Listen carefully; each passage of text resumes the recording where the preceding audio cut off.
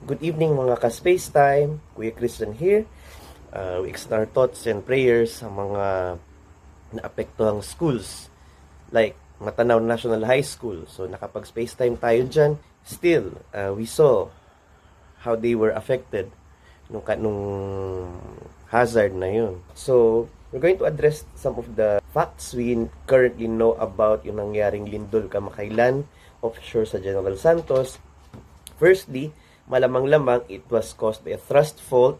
Most likely may kinlaman sa subduction zone somewhere along southern part ng Cotabato Trench, shown in this map, or northern part ng Sangihe Trench, kasi halos magkadikit lang sila. But regardless, yung lugar na yun, nag-subduct doon ang Celebes Sea Plate, or microplate rather.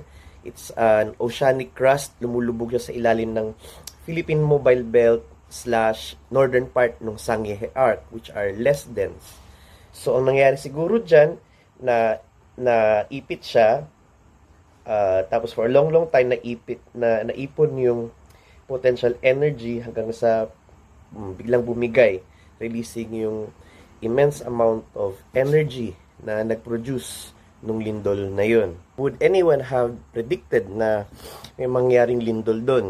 No one, not even the best geologists on Earth, kaya makapredict kung kailan nangyayari yung earthquake. Just fortunate na for many schools, is flag ceremony, so nasa labas yung ng open grounds yung mga estudyante. If you have further questions regarding sa nangyaring to, please type in your questions sa comment section and we'll try our best to answer your questions.